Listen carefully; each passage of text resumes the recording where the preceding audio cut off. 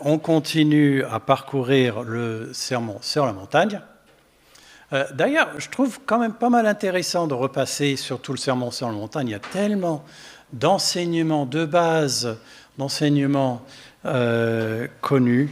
Et aujourd'hui n'est pas une exception, mais celui d'aujourd'hui n'est pas toujours très bien compris.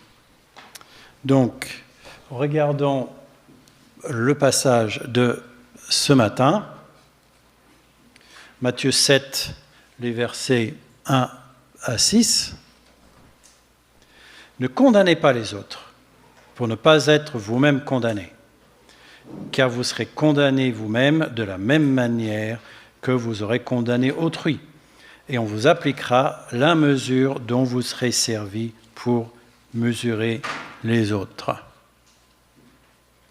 Pourquoi vois-tu les grains de sueur dans l'œil de ton frère, alors que tu ne remarques pas la poutre qui est dans le tien?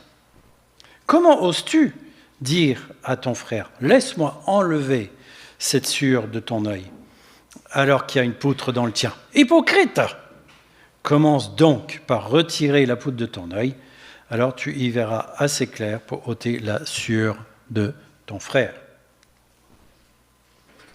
Gardez-vous de donner aux chiens ce qui est sacré, et ne jetez pas vos perles devant les porcs, de peur qu'ils piétinent vos perles et que les chiens se retournent contre vous pour vous déchirer. Donc, une première chose que je remarque dans ce passage, c'est une traduction qui est un petit peu différente que ce dont nous avons l'habitude. Habituellement, on connaît par exemple la version Louis II qui dit « Ne jugez point afin que vous ne soyez pas jugés ». La version Summer, que je viens de lire, parle de « condamner ». Intéressant, mais si on réfléchit de ce que Jésus veut dire par « juger », ici, en fait, il ne s'agit pas de discerner, de peser plusieurs facteurs et d'en tirer une conclusion. Non, je pense que Jésus implique que la conclusion là est toute faite, la condamnation. Donc je trouve cette traduction tout à fait judicieuse, ne condamnez pas. Alors, qu'est-ce qu'on entend par condamner ? Je pense que ça peut prendre plusieurs formes. Mais il est surtout question de mon attitude par rapport à l'autre personne. Par exemple, je peux penser que l'autre personne n'est pas sérieuse, ne fait pas assez d'efforts, par paresse, par exemple. Bon, déjà, voilà une chose qui peut m'aider à savoir si je suis en train de condamner quelqu'un.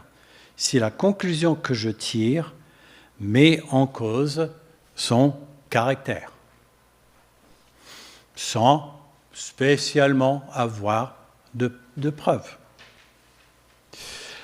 Par exemple, je peux penser, mon fils ne travaille pas assez dans ses études parce qu'il est paresseux. Déjà, comment savoir combien c'est assez de travail ? Je décide de la quantité de travail nécessaire dans les études de mon fils par mon simple avis personnel, norme on ne peut pas un petit peu aléatoire, n'est-ce pas ? Et que mon fils tombe en dessous de ce niveau. Et je conclus que la raison, c'est la paresse. Bon, c'est quand même un peu facile tout ça. Parfois aussi, on peut juger et condamner quelqu'un par rapport à un domaine où nous-mêmes, on est assez doué, où on a de l'expérience, où on sait faire. Et je peux avoir tendance à m'attendre à ce que d'autres soient rigoureusement aussi doués que moi dans un point fort chez moi. Bon, par exemple, j'ai beaucoup d'expérience dans les travaux à la maison. On habite notre maison depuis 30 ans Et à chaque fois qu'une pièce avait besoin d'être tapissée, qu'il y avait quelque chose à réparer, généralement, je faisais moi-même, parce qu'on n'avait pas les moyens de le faire par quelqu'un. Bon, mon beau-frère ne s'y connaît pas du tout dans les travaux, alors que moi, j'ai appris à faire plein de travaux à force. Il ne peut pas peindre un plafond ou changer un robinet. Et ma tentation, c'est de penser, mais quel manque de responsabilité! Mais quelle attitude de négligence, il ne s'occupe pas de son foyer. Et donc, ma tentation, c'est d'interpréter son non-bricolage comme un défaut de caractère de sa part. Alors que c'est une capacité qui est simplement différente de la mienne. Et je ne pense pas que ce soit de sa faute. Ce n'est pas dans ses dons, tout simplement. Et d'ailleurs, il n'essaye même pas. Et je ne pense pas qu'il ait tort. Je pense qu'il est honnête par rapport à lui-même et à ses capacités. On a tendance d'ailleurs à penser que nos points forts sont super importants et que si quelqu'un est bien moins doué que nous dans un domaine où on est fort, on estime que c'est pas bien. Et d'ailleurs, en fait, ça revient à se croire supérieur à l'autre. Et souvent, on juge, on condamne, sans avoir toutes les informations. Parfois, on saute à une conclusion. En me préparant, j'ai lu plusieurs articles et il y avait quelques histoires intéressantes, dont l'histoire d'un homme d'affaires américain, un grand patron, qui faisait le tour de son usine. Et il tombe sur un jeune gars appuyé sur un tas de cartons, à ne rien faire. Furax, le grand patron aborde le jeune et lui demande « Et combien tu gagnes dans une semaine ?» Alors le jeune répond « 300 $. Le patron sort son portefeuille, il sort 300 $, les lui tend et il dit « Voilà ta paye pour la semaine, barre-toi et ne reviens plus jamais. »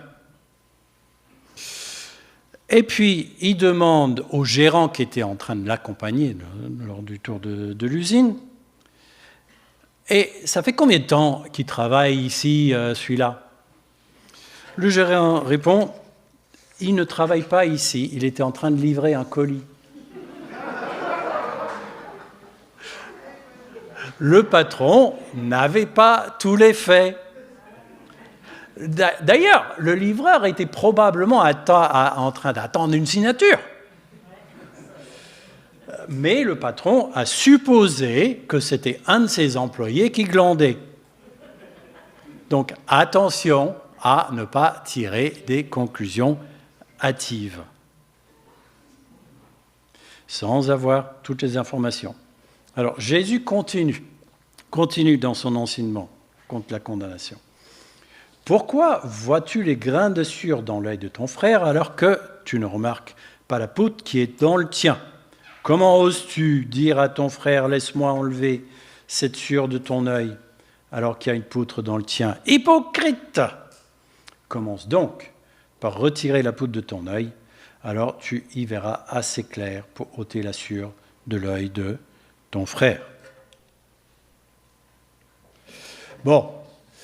Même la description de Jésus, c'est assez parlant. Quelques grains de sueur dans l'œil de l'autre, une poutre dans le mien. Bon, d'ailleurs, le gars dans le petit BD, là, dit « Ah ben dis donc, qu'est-ce que t'as l'air bête avec la graine de sueur dans l'œil ?»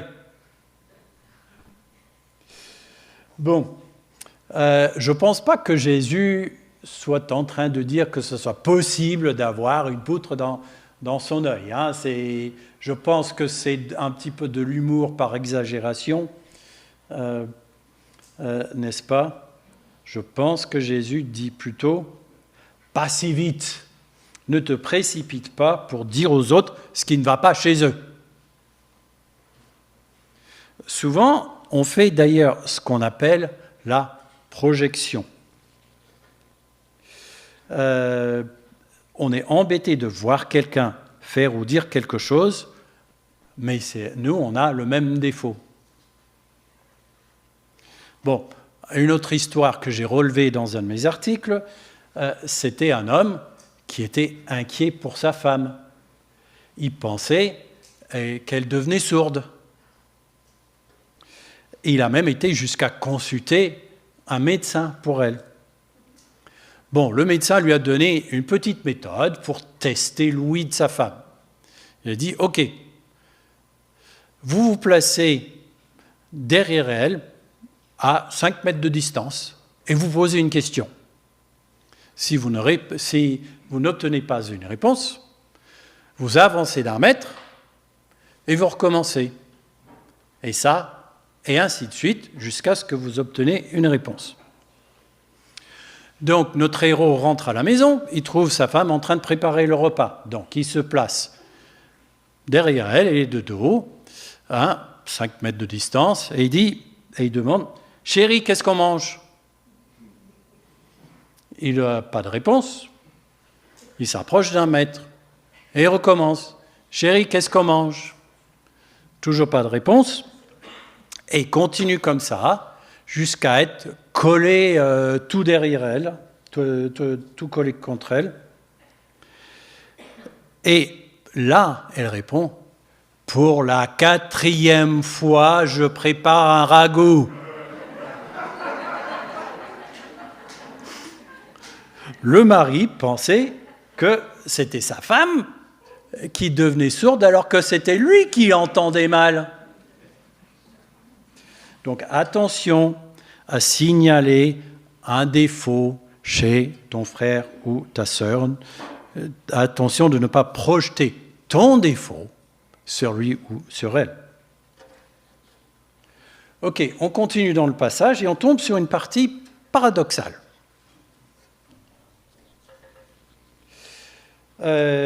Gardez-vous de donner aux chiens ce qui est sacré et ne jetez pas vos perles devant les porcs, de peur qu'ils piétinent vos perles et que les chiens se retournent contre vous pour vous déchirer. Vous ne trouvez pas ça un petit peu curieux comparé à ce qu'on voit avant, de ne pas juger? Jésus semble dire de considérer certaines personnes comme des chiens et des porcs. C'est quoi ça? Bon, c'est vrai, ces animaux-là n'étaient pas du tout appréciés à l'époque de Jésus. Les chiens n'étaient pas les gentils petits toutous que nous connaissons ici. Ils étaient plus ou moins sauvages, se déplaçaient en meute pour chercher à manger et souvent s'attaquaient à des animaux plus faibles. Les cochons sont bien connus pour dévorer tout ce qui se trouve devant eux et ils peuvent devenir agressifs si ce qu'on met devant eux ne les plaît pas. C'est le comble de l'insulte de traiter quelqu'un de chien ou de porc. Alors, qu'est-ce que Jésus veut dire en disant de ne pas donner ce qui est sacré aux chiens, de ne pas mettre ses perles devant les porcs? Je pense que Jésus est en train de dire de faire preuve d'un minimum de discernement avec qui nous passons du temps à discuter de vérités spirituelles. Bon, attention, Jésus n'est pas en train de nous dire d'être hautain ou snob par rapport aux personnes avec qui nous discutons. Il est tout simplement, je pense, en train de nous dire de ne pas perdre notre temps avec quelqu'un qui n'est de toute évidence pas intéressé à discuter de choses spirituelles. Et aussi, je pense qu'il nous dit de ne pas provoquer quelqu'un qui est clairement hostile en insistant de parler de Dieu avec lui. J'ai 2 petits exemples de mon expérience. Quand j'étais jeune équipier, Jeannette et moi, on était pendant un temps en Angleterre, et je me souviens un jour où je faisais de l'évangélisation sur le campus. Et j'ai proposé à un étudiant de faire notre sondage classique. Et il me répond « Et après, tu vas me harceler en venant sans arrêt chez moi ?» Alors, ma réaction, c'est de dire « Oh non, non, non, non, non, non !» Et, pour être franc, de m'écraser un petit peu. Et je pense que j'ai eu tort. Je pense qu'il aurait mieux valu que je dise quelque chose, bon, sans être condescendant, sans être hostile. J'aurais dû dire quelque chose comme « Clairement, ça t'ennuie, je te laisse tranquille ». Ça lui aurait quand même laissé la possibilité de se reprendre en disant, s'il se disait « Ok, j'ai peut-être exagéré un petit peu hein », mais s'il ne s'était pas repris, je n'aurais pas perdu du temps que j'aurais pu passer avec quelqu'un qui était vraiment intéressé. Oui, nous voulons partager la bonne nouvelle avec qui veut bien entendre, mais je dis bien avec qui veut bien entendre. Parfois, c'est une perte de temps de continuer à discuter avec quelqu'un qui ne veut rien entendre. Et attention à ne pas utiliser la provocation comme une tactique de l'évangélisation. À cette même époque, un jour, j'ai abordé un étudiant qui était à un petit stand d'une autre religion, en prenant l'initiative de lui exposer tout ce que j'estimais comme les failles de logique dans sa religion. Bon, je croyais que je défendais ma foi, mais je pense que c'était plus une attaque qu'autre chose. On veut partager notre foi, mais on ne veut pas battre l'autre avec, quand même. Donc, nous ne devons pas juger, c'est-à-dire condamner les autres. Alors, qu'est-ce qu'on fait à la place ? Avec Agapé, cette année, nous avons un thème que nous étudions et nous cherchons à mettre en application, l'hospitalité. Nous venons d'avoir notre rencontre nationale avec tous les collègues d'Agapé et c'était notre thème avec des messages, des moments de discussion, etc. Alors, vous vous doutez bien que nous voyons l'hospitalité dans un sens plus large que simplement le fait d'inviter quelqu'un à manger ou à dormir chez nous. Par hospitalité, nous entendons la création d'un espace de liberté et d'amitié, où d'autres peuvent être rejoints et invités à devenir des amis. Ok, ça peut sembler un petit peu philosophique. Dans le fond, il est question d'accueillir les autres et de les aimer, tout simplement. Il s'agit d'aimer et accepter l'autre sans condition, tel qu'il est, sans forcément lui demander de changer. Il est important d'avoir une grande ouverture avec les autres. J'accepte et j'aime l'autre personne, même s'il y a des choses chez lui avec qui je ne suis pas d'accord. Il est même question de faire tout pour que l'autre personne se sente totalement libre d'être elle-même, de dire ce qu'elle veut, de poser les questions qu'elle veut, sans craindre que je la rejette. Et même entre chrétiens, il est important de nous accepter, même si on peut avoir des avis différents sur certaines choses. Bon, un passage bien connu qui aborde ce sujet, c'est dans Romains 14. « Accueillez celui qui est mal affermi dans la foi, sans contester sans cesse ses opinions. Ainsi, la foi de l'un le conduit à manger de tout, l'autre, qui est mal affermi dans la foi, ne mange que les légumes.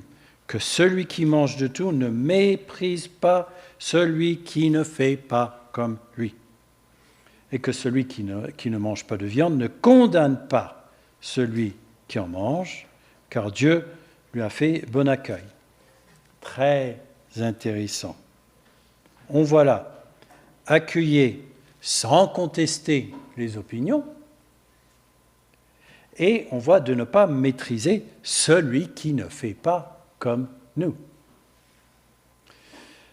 Et il y a des choses entre chrétiens où il y a des principes où on n'est pas d'accord. Il y a un grand groupe d'églises, par exemple, pour qui le jour du culte, c'est le samedi, comme au temps de Jésus. Est-ce que je vais me disputer avec eux et essayer de les corriger?